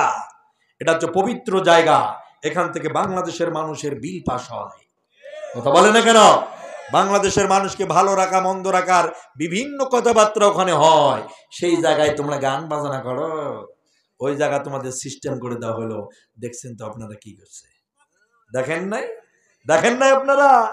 সম্মানিত ভাইয়েরা, মনে রাখবেন, পৃথিবীর কোন জালেম স্থায়ী নয়, সবাই হচ্ছে ক্ষণস্থায়ী। সর্বশেষ সবাইকে পালাতে হবে। আর আপনারা আমাকে ভয় পাইলে তো হবে না রে ভাই, বিজয়টা আমাদেরই হয়, পরাজয়টা ওদেরই হয়। আরো ধরে বলেন। আপনারা জানেন না, সংখ্যা আমাদের কম থাকতে পারে, জনবল মনোবল অস্ত্র শস্ত্র আমাদের না থাকতে পারে, কিন্তু জয়টা আমাদেরই হয়। আরো জোরে বলেন। কেন জানেন না? ইতিহাস সাক্ষী দিচ্ছে বদরের প্রান্তরে ৩১৩টা মানুষ কয় হাজারকে মারছে? কয়টা? এর কথা বলতে পারে না। কয় হাজার? ৩,০০০-এরও বেশি কাফের মুসলমানদের লড়াই যে হলো বদরের প্রান্তরে, মনে নাই? ৩১৩টা মানুষ ৩,০০০-এর মতো কাফেরকে ওখানে জীবিত কবর রচনা করেছিল, মনে নাই? তাহলে ৩,০০০ মানুষ কাফেররা যদি ৩১৩টাকে ভাগ করে নেয়, তাহলে একটা মুসলমানকে কয়জনই মিলে পায়? কথা কয় না? এখন হিসাব জানেন না আপনারা? কয়টা করে পায়? ৩ জন কাফের আর 1 জন হয় মুমিন, ঠিক না? মাঝখানে 1 জন মুসলমান, তার চতুর্দিকে দাঁড়াইছে 3 জন কাফের। 3 জনে মিলে 1 জনের সাথে পায় না। কথা বলেন ঠিক কিনা? কথা বলে না কেন? পেয়েছিল? পায় নাই। এ বাংলাদেশে সব দলগুলো একখানে হয়ে এত মিছিল, এত মিটিং, তারপরে কয়ে যে মুই আসুন 42 পর্যন্ত, এটা মোর বাপের জমি, মোর নামে লিখে দিয়ে গেছে, এটা তোমাদের কারণ নয়। কথা বলেন ঠিক কিনা? কেউ যদি একবার ক্ষমতায় যায়, সে মনে করে মুই কি হনুরে, মোর ভাতার চকিদার, মুই কি হনুরে, মোর ভাতার চকিদার, মুই ছাড়া আর কেউ নাই, কে কি করো করো, তাল গাছটা আমার। এই শয়তানি করার আর কোনো সুযোগ দেওয়া হবে না। হ্যাঁ, কথা বলে না কেন? এটার আর কোনো সুযোগ দেওয়া হবে না। বাংলাদেশের মানুষ যখন চাবে তুই থাকবি, তখন থাকবি, আর যদি চাই তুই থাকতে পারবি না। যদি নামতে না চাও, লাঞ্ছিত, নিগৃহীত, অপমানিত হয়ে দেশ থেকে পালাতে বাধ্য হবে। কথা বলেন, কথা ঠিক কিনা? এটাই হচ্ছে আমাদের জনগণ মানুষের শক্তি। কথা বলেন ঠিক কিনা? আমার প্রিয় ভাইয়েরা, আমাদের জনসংখ্যা কম না বেশি এটা দেখা যাবে না, আমাদের হিসাব রাখতে হবে ইমানটা আছে না নাই। আরো জোরে বলেন। আমার প্রিয় ভাইয়েরা, বদরের সংখ্যা আমাদের কম, কিন্তু ইমানটা শক্তিশালী আমাদের। কথা বলে না? আর একটু সময় নেব, কষ্ট পাচ্ছেন? আমার প্রিয় ভাইয়েরা, সংখ্যা হিসাব করলে হবে না, আমাদের সব দিক থেকে কম হবে, কিন্তু বিজয় হবে আমাদের। প্রমাণ দিচ্ছি, ইয়ারমুকের যুদ্ধ হয়েছিল সিরিয়ার মাটিতে। এই ইয়ারমুকের যুদ্ধের ময়দানে মুসলমানদের সংখ্যা ছিল মাত্র ৩৬,০০০, আর ভিন্ন দিকে কাফের মুশরিকদের সংখ্যা ছিল ১,৪০,০০০। কাফেরদের সংখ্যা বেশি নাকি মুসলমানের সংখ্যা বেশি? আপনার কি আসলে ঘুমাইতেছে? আপনাদের কষ্ট হইতেছে? আমার প্রিয় ভাইয়েরা, মুসলমান মাত্র ৩৬,০০০, কাফেররা ছিল ১,৪০,০০০। সংখ্যার দিক থেকে কার বেশি ছিল? কম ছিল কার? মুসলমান কম ছিল রে ভাই। এই সিরিয়ার মাটিতে মুসলমানেরা কালেমার পতাকা তৈরি করল, আর কালেমার পতাকা নিয়ে চতুর্দিকে রওনা করেছে। যেখানে মন চাবে সেখানে কালেমার পতাকা দাঁড় করে দেব। এই জায়গাটাতে আল্লাহর হুকুম অনুযায়ী সমাজ ও দেশ চলবে। আল্লাহু আকবার। এটা ছিল মুসলমানদের টার্গেট। আমার প্রিয় ভাইরা, মুসলমানেরা সিরিয়ার মাটিতে ঢুকে গেছে। আগামীকাল সকালবেলা যুদ্ধ হবে।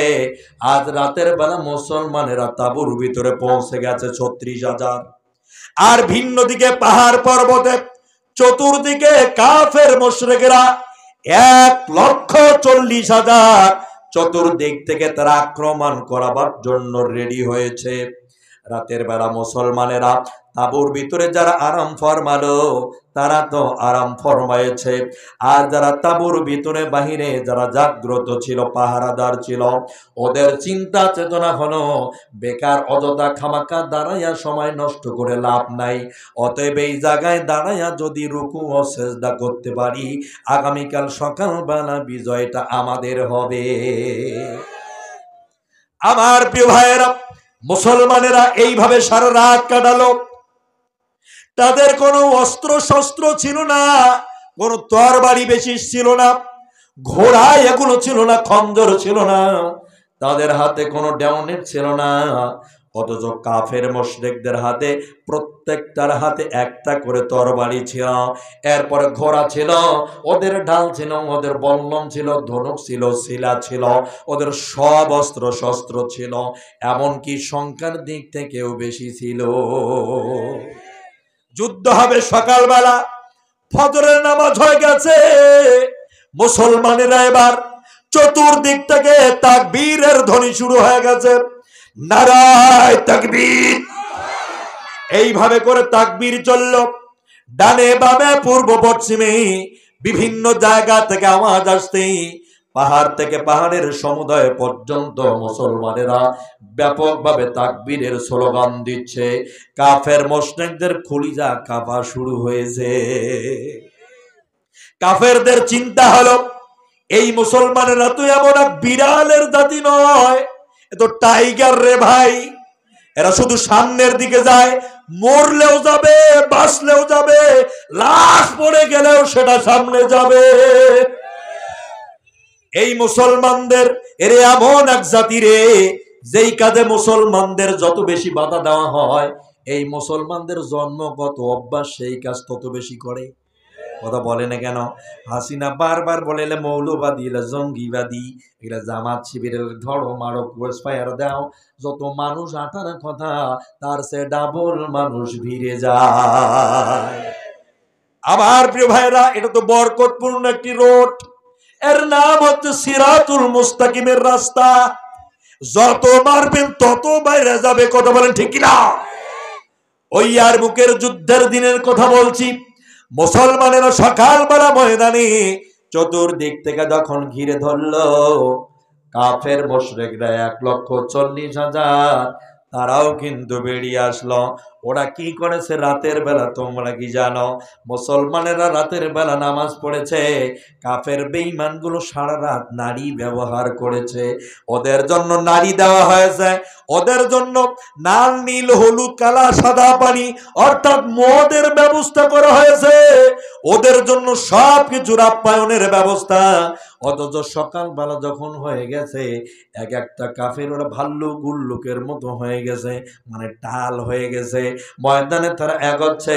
যুদ্ধের ময়দানে যখন মুসলমানেরা এগোলো, তখন কাফের মুশরিকরা বুঝতে পারলো এদের হাতে পড়া মানে মরা। জীবন যদি বাঁচাতে হয়, ছেলে বিবি বাচ্চাদেরকে যদি এতিম ও বিধবা বানাতে না হয়, তাহলে তাড়াতাড়ি এই ময়দান থেকে পালানোই জরুরি, ঠিক না? কাফের মুশরিকরা এই চিন্তা করার পর ময়দান থেকে তারা দেখতে পেল মুসলমানদের একটারে যদি ওরা আক্রমণ করতে আসে, এক মুসলমান 10টারে শোয়ায়া দেয়। কেন দেখেন নাই আপনারা, এই দেশে বন্দুক নিয়ে সামনে দাঁড়াইয়া গুলি করে, আর আমার দেশের যুবকগুলো দৌড় দিয়ে এসে তার মাথায় লাথি মারে। দেখেন নাই? আমার প্রিয় ভাইয়ারা, এর নাম হচ্ছে মুসলমান, এর নাম হচ্ছে মুসলমান। এরা কখনো ভয় পায় না, এরা ধরে ধরে ধরে না, ধরলে কিন্তু ছাড়ে না। যার পিছনে একবার টার্গেট করবে আর ধরবে, ও বাঁচতে পারবে না। এটা বলে না কেন? এক জালেম পালাইছে, নতুন ভাবে যারা জালেম হওয়ার জন্য রেডি হইতেছেন, আপনারাও রেডি থাকেন, এরা ছাড়বে না। আমার প্রিয় ভাইয়েরা, যুদ্ধের ময়দানে কাফের মুশরিকরা পালালো। এবার মুসলমানদের কথা চতুর্দিকে ছড়িয়ে গেল। শাম সিরিয়ার বিভিন্ন প্রদেশে এই কথা বাতাসের গতিতে ছড়ে গেল। মুসলমানেরা মাত্র 36,000, এরা 1,40,000কে কবর দিয়েছে। এই কথা চতুর্দিকে ছড়িয়ে গেল। কাফের মুশরিকদের মুখ দেখার জায়গা নাই, পলাই বেরোচ্ছে, মুখ দেখাতে পারে না। আমার প্রিয় ভাইয়েরা, এই অবস্থা শুনি তড়িঘড়ি করে লোকজন সেই সময় কাফেরদের লিডার কায়সারের কাছে গিয়া বলা হলো, জাহাপনা, আপনার নেতৃত্বে 1,40,000 আমরা গিয়েছিলাম মুসলমানদেরকে ওখানে কবর দেওয়ার জন্যে, কিন্তু তা হলো না। এরা যে এমন এক জাতি, এরা শুধু সামনের দিকে আগায়, ওখানে মরে, ওখানে আবার সামনে এগিয়ে যায়। এরা পিছপা হয় না, যে এই জন্য জীবন বাঁচার তাগিদে আমরা পালাইছি। কায়সার বলল, বুখার দল রে, সব সর্বনাশ করে দিলা, পৃথিবীর সব মানুষ জেনে যাবে, পৃথিবীর সাক্ষী থাকবে, এই দুনিয়া যতদিন থাকবে ততদিন ইতিহাস হয়ে থাকবে ৩৬,০০০ মুসলমান ১,৪০,০০০-এর ১২টা বাজাইছে, এই কথা সারা পৃথিবীর মানুষেরা জানতে পারবে। তবে শুনে নাও কিভাবে মুসলমানদের বিজয় হলো, আমাদের পরাজয় কেমনে হলো, এটাকে খতিয়ে বের করা দরকার, অনুসন্ধান করা দরকার। কেমনে ৪০,০০০ নয়, এই কাফেররা ১,৪০,০০০ ৩৬,০০০-এর কাছে নিহত হয়, এটা আমার জানা জরুরি। দ্রুত গোয়েন্দা ডিপার্টমেন্ট তৈরি করা হলো, এটাকে তদন্ত করার জন্য, রিপোর্ট বের করার জন্য লোক পাঠানো হলো। সিরিয়ার মাটিতে তারা খোঁজ খবর করলো কেমনে মুসলমানদের বিজয় হলো।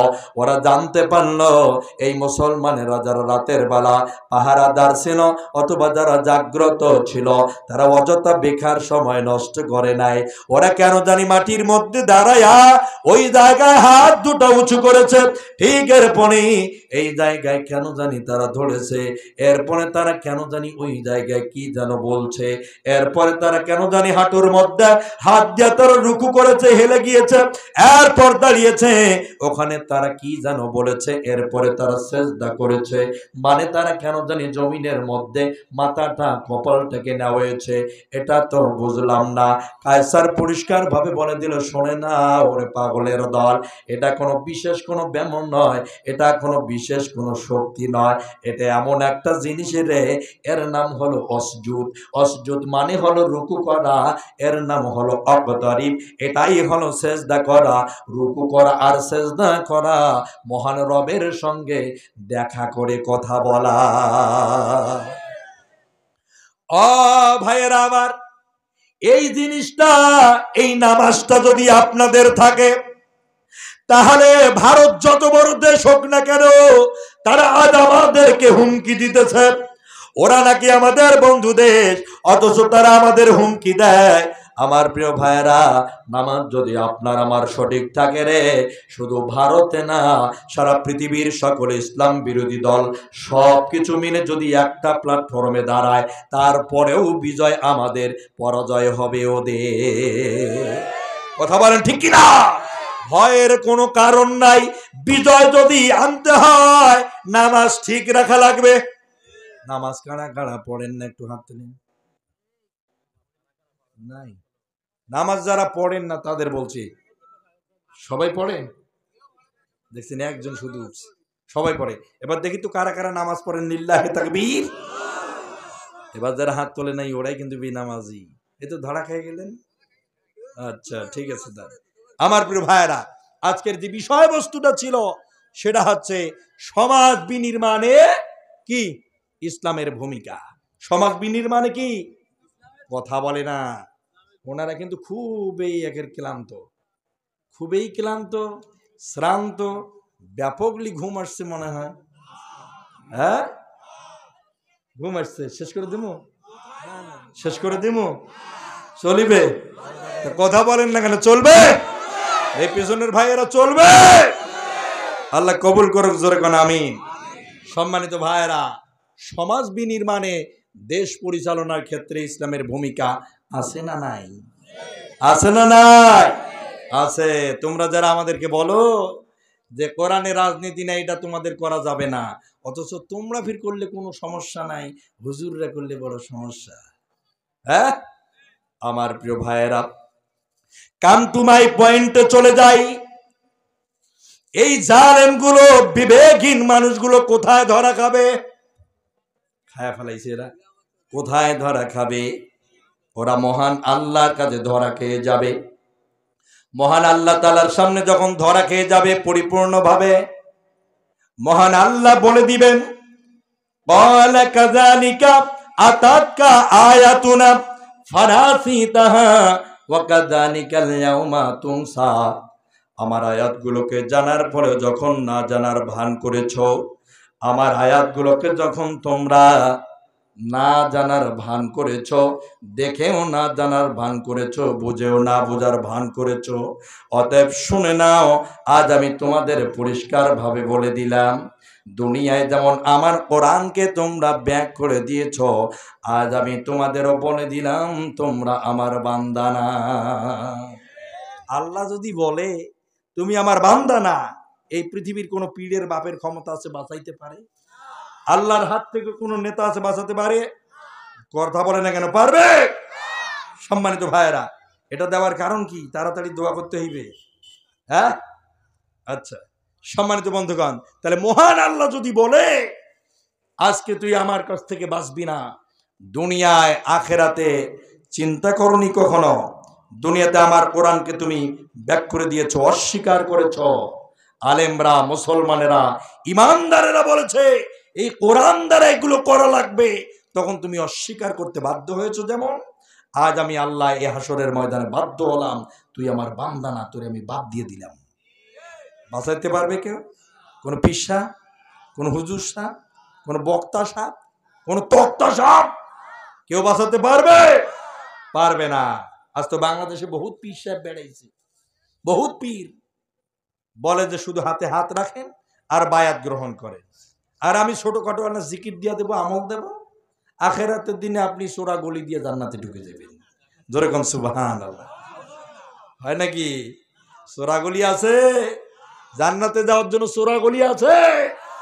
যারা আজকে বাংলাদেশে সাধারণ মানুষগুলোকে ধোকা দিয়া বোকা বানায়া ইসলাম থেকে খারিজ করে ফেলতেছে, নিজের গোলাম বানাইতেছে, পরিষ্কার ভাবে বলছি, আখেরাতের দিন এই সমস্ত পীরদেরকে আল্লাহ তাআলা পিটাইয়া পিটাইয়া জাহান্নামে দিবে। এদের একটার আল্লাহ ছাড় দেবে না। আমার গোলামি বাদ দিয়ে তোমাদের গোলাম বানার জন্য এই দুনিয়ায় তোমাদের পীর হইতে বলছিলাম? এই দুনিয়ায় তোমরা মানুষকে ধোকা দিয়ে বোকা বানাইয়া ইসলাম থেকে ব্যতি রেখে জাহান্নামের রাস্তায় পরিচালিত করার জন্য তোমরা পীর হইছিলা। পীর সেদিন বড় ধরা খাবে। কথা বলে না কেন? পীর ধরা খাবে কোন দিন? কথা কয় না? ইয়াউমাল কিয়ামা, কিয়ামতের দিন এই পীর ধরা খাবে। ঠিক না? বহুত পীর, নেরালি বাবা, শেরালি বাবা, কান্তাই বাবা, বকুড়ি বাবা, সেন্ডেল বাবা, নেতা বাবা, জুতিয়া বাবা, বিড়ি বাবা, বিড়িও বাবা আছে। কত বাবা নিবেন? বাবার শেষ নাই। কথা বলেন ঠিক কিনা? আরো যদি বেশি বাবার নাম জানতে চান তাহলে তাহিরি সাহেবের কাছে চলে যান। কি বলেন? ওনার কাছে পীরের অভাব নাই। ওনার কাছে নেড়ালি, শেড়ালি, ভেড়ালি, টেড়া, টেড়ি বহু পীর আছে, শুধু বলবে ওটাই পীর। শিয়ালডাঙ্গার মাজার পীর কিভাবে হয়, কিভাবে মানুষগুলোকে ধোকা দেয়, এ বিষয় সম্পর্কে ধারণা আছে আপনাদের? আছে? নাই। সম্মানিত ভাইয়েরা, এ ধারণা দেওয়ার দরকার, জরুরি, নাহলে মানুষগুলো ব্যতি রেখে ইসলাম থেকে খারিজ হয়ে যাবে। আমার প্রিয় ভাইয়েরা, আল্লাহ পাক বলেন জান্নাত তোমাকে পীর সাহেব দিবে না। জান্নাত পেতে হলে কিছু কাজ করা লাগবে। শুনে নাও, ইন্নাল্লাযীনা আমানু ওয়া আমিলুস সালিহাতি কানাত লাহুম জান্নাতুল ফিরদাউসি নুজুলা। মহান আল্লাহ পাক বলেন ইন্নাল্লাযীনা আমানু, নিশ্চয় যারা ঈমান এনেছো, ঈমান এনে চুপ করে বসে থাকলে হবে না। ওয়া আমিলুস সালিহা, আমলে সালেহ করা লাগবে। আমলে সালেহ মানে হলো নেক কাজ, সৎ কাজ আর ভালো কাজ, এগুলোর নাম হলো আমলে সালেহ। মহান আল্লাহ পাক বলেন এই আয়াতে তিনটি কথা বলা হলো। প্রথমটা হলো ঈমান আনা, দ্বিতীয়টা হলো ওই অনুযায়ী কাজ করা। এই দুইটি কাজ যদি করতে পারো, কানাত লাহুম জান্নাতুল ফিরদাউস, দুইটি কাজের একটি পুরস্কার যার নাম হলো জান্নাতুল ফিরদাউস। কি পুরস্কার? কি? দুটি কাজের একটি পুরস্কার যার নাম হচ্ছে জান্নাতুল ফিরদাউস। আমার প্রিয় ভাইয়েরা, ওই আখিরাতের ময়দানে যখন এই বিবেকহীন মানুষটা একেবারে ধরা খেয়ে যাবে, আল্লাহ বলে দিবে তুমি আমার বান্দা না, তুমি বিবেক বুদ্ধি মেধাকে কাজে লাগাতে পারো নাই, আসলে তুমি আমার বান্দা না, ও তো পরিষ্কার ভাবে ধরা খেয়ে যাবে। লোকটা চিন্তা করবে, আজ এই হাসরের ময়দানে তো ধরা খেয়ে গেলে জীবন বাঁচবে না, জাহান্নামে যেতে হবে, ঠিক কিনা? অতএব এই জায়গায় মিথ্যা কথা বলে দেখি তো পার পাওয়া যায় নাকি। দুনিয়ায় তো বহুত মিথ্যা কথা বলেছি, বহুত মানুষকে ধোঁকা দিয়া বোকা বানাইছি, বহুত মানুষকে সত্য থেকে মিথ্যা করেছি, মিথ্যাকে সত্য বানিয়েছি, কালাকে সাদা বানিয়েছি, সাদাকে কালা বানিয়েছি, হককে বাতিল বানিয়েছি, বাতিলকে হক করে দেখাইছি। অতএব আজ হাসরের ময়দানে দেখি তো মহান আল্লাহ পাককে এখানে ধোঁকা দিয়ে বোকাটা বানা যায় নাকি। মহান আল্লাহর সামনে দাঁড়ায় বলবে, আল্লাহ আমি তো ভদ্র মানুষ ছিলাম, আমি একজন স্মার্ট মানুষ ছিলাম, আমি কখনোই খারাপ কাজ করতে পারি না, আমি বিবেকহীন মানুষ হইতে পারি না, আমি ভদ্র মানুষ, আমাকে আজ কেন আপনি বান্দা না বলে ঘোষণা দিলেন?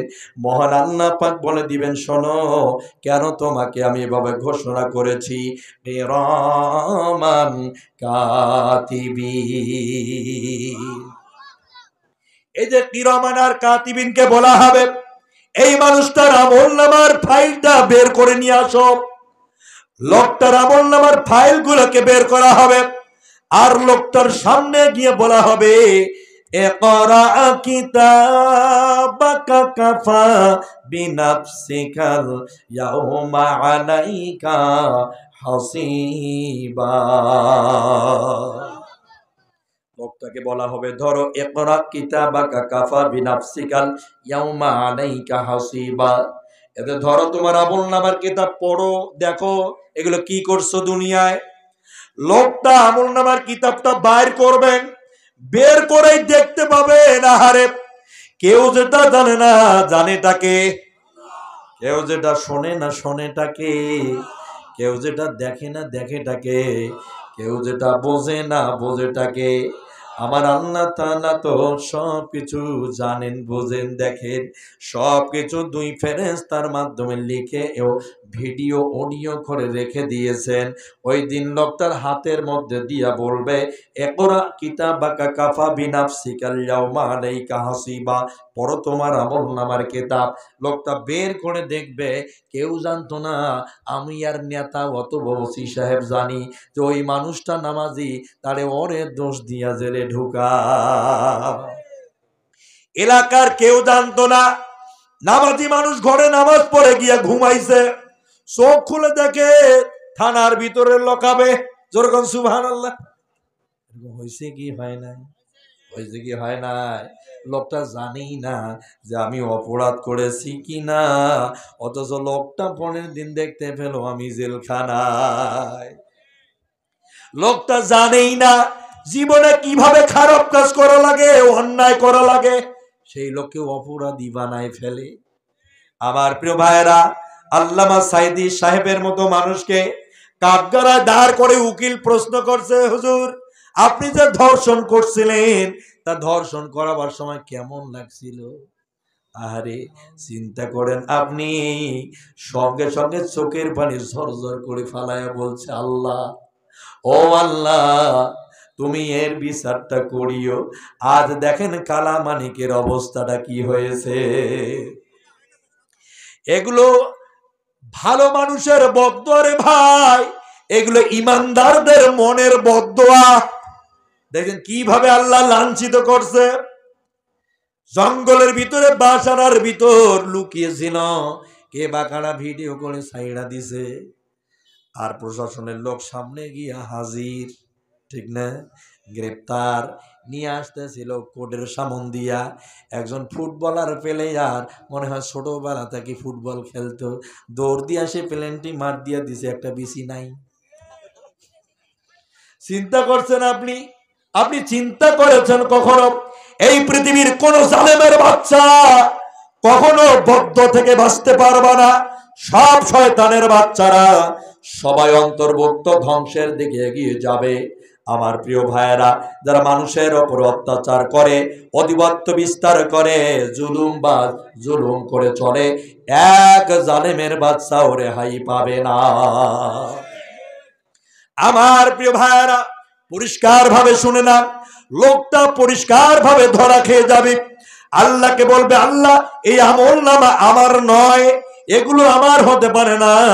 আপনার যে ফেরেশতা আমার হাতে আজ আমলনামার কিতাব তুলে দিয়েছে, এই ফেরেশতাটা ভুল করে ফেলছে, এত স্বজন প্রীতি করে ফেলছে। ও সলিমুদ্দির আমলনামা এনে আমি কলিমুদ্দির উপরে ছাপাইছে, আমি মানি না, এই আমলনামা আমার না। মিথ্যাবাদী, ঠিক না? মিথ্যাবাদী এই বেটা আল্লাহর সামনে মিথ্যা কথা বলবে রে ভাই। মহান আল্লাহ পাক বলবে, শোনো, ফামাইয়ামাল মিসকালা যাররাতিন শাররান ইয়ারা ওয়া মাইয়ামাল মিসকালা যাররাতিন খায়রান ইয়ারা। এই খায়রান ইয়ারা আর শাররান ইয়ারা সম্পর্কে ধারণা রাখতে হবে। আল্লাহ বলেন, ওই দিন সামান্য পরিমাণ ও বিন্দু পরিমাণ আমলনামা নিজের চোখে তুমি দেখতে পাবা, তোমার হাতে তুলে দেওয়া হবে। ভালোটাও দেখবা, মন্দটাও নিজের চোখে দেখবা। ও জালেমরা, ও বিবেকহীন মানুষেরা, ও ইসলাম বিরোধী শক্তিরা, কান খুলে শুনে নাও। আজ দুনিয়ায় আমাদের কাছে ধরা না পড়তেও পারো, তোমরা চৈত্র মাসে কাদার ভিতরে থাকা গোসি মাছ হিসাবে চলতে পারো। চৈত্র মাসে একটা মাছ কাদার ভিতরে পাওয়া যায়, নাম কি? আরো জোরে, বাইম মাছ। ও কিন্তু থাকে কাদার ভিতরে। ও যখন ধরা পড়ে মনে হয় এর মতো হাজি সাহেব আর নাই। কথা বলে না কেন? অথচ খোঁজ নিয়ে দেখেন আপনি, ওটা কাদার ভিতর থাকে, ঠিক না? ধরার পরে মনে হয় এর মতো সলিডার নাই। ওপরে দেখলে ফিটফাট, ভেতরে সদরঘাট, ঠিক না? ওপর দেখলে মনে হয় একেবারে সুপে সাথে আসলো, পাঞ্জাবি টুপি, আহারে কি সুন্দর। আর ভিতরে খবর নিলে দেখা যায় নমরুতের নাতি। আমার প্রিয় ভাইয়েরা, আর একটা এক্সাম্পল আপনাদের দেই। একবার একটা গাছ কুড়ালকে প্রশ্ন করেছিল। কুড়াল চেনেন? গাছ কাটে গাছ। কুড়াল একটা গাছকে প্রশ্ন করেছিল, ও কুড়াল ভাই, তুমি আমারে কাটো কেন? কুড়াল বলেছিল, আমি কি তোরে কাটি সাধে? তোর জাতি ভাই ঢোকা আছে আমার পাছার ভিতরে। আমার প্রিয় ভাইয়েরা, আমার মতো কুড়াল তোমার মতো গাছরে কখনোই কাটতে পারে না। আমার কোনো শক্তি নাই, আমার কোনো সম্বল নাই, আমার কোনো পাওয়ার নাই। তোমার মতো একটা গাছ, তোমার জাতি ভাই গাছ, আমি কুড়ালের পাছার মধ্যে ঢোকা আছে, ওই আমার শক্তি বাড়ায়, এই জন্য আমি কুড়াল তোমার মতো গাছরে কাটি। ভারতের কোন হিন্দু এসে বাংলাদেশে ইসলাম ও কোরআনের বিরোধিতা করে, আমেরিকার কোন খ্রিস্টান এসে করে, নাকি মায়ানমারের কোন বৌদ্ধ এসে করে, আপনি খোঁজ নিয়ে দেখেন আপনার ডানে বামে আপনার বাপ চাচারাই করে। কথা বলেন ঠিক কিনা? দেখা যাচ্ছে চোখ দিয়া আমাদের বন্ধুরাই ইসলামের বিরোধিতা করে। এই জালেমের যে কি হবে রে ভাই, ওমর আল্লাহ ভালো জানে, এই যে মুই জানি না। কথা বলেন কথা ঠিক কিনা? ও আল্লাহ ভালো জানে, আমি জানি না ওর যে কি হবে। সুম্মা লাম ইয়ামুতু ফিহা ওয়ালা ইয়াহিয়া। ইয়াহিয়া নামের একটা জাহান্নাম আছে। ওই জাহান্নামে কেউ যদি যায়, ওটা মরবেও না, বাঁচবেও না। তাহলে হবেটা কি? হবে কি? আপনারা আছেন? আছেন এখানে? হবে কি ওর? ও একবার গলে যাবে আগুনে, একবার তাপমাত্রায় গলে যাবে, আবার একবার গঠিত হবে, আবার গলে যাবে। এইভাবে করে চলবে যতদিন আল্লাহর হুকুম থাকবে, যতদিন ওকে শাস্তি পেতে হবে ততদিন। কথা বলেন ঠিক কিনা? এই শাস্তি থেকে বাঁচতে চান? কারা কারা চান দেখি লিল্লাহে তাকবীর। এই শাস্তি থেকে বাঁচতে চান? তাহলে ইসলামী আন্দোলনের সঙ্গে আপনাদের থাকতে হবে। থাকবেন? কারা কারা থাকবেন দেখি লিল্লাহে তাকবীর। সম্মানিত ভাইয়েরা, আল্লাহ কবুল করুক, জোরে বলেন আমিন। আর আমি বাড়াচ্ছি না, আমার অসমাপ্ত আলোচনাকে এখানেই সমাপ্তি করে দিচ্ছি। এবছরের এইটাই আমার সবচেয়ে বড় মাহফিল মনে হয় এই অঞ্চলের। এত কম মানুষ আপনারা আসছেন, হ্যাঁ, অনেক কম। তারপরে আলহামদুলিল্লাহ যতটুকুন বলা হয়েছে, বক্তা শ্রোতা উভয়কে আল্লাহ আমল করার জন্য তৌফিক দান করুন। আরো জোরে কোন? সম্মানিত ভাইয়েরা, আমাদের অসমাপ্ত আলোচনাকে এখানেই সমাপ্তি করছি। ওয়া আখির দাওয়ানা আনিল হামদুলিল্লাহি রাব্বিল আলামিন। এই যে মাঠের পাশে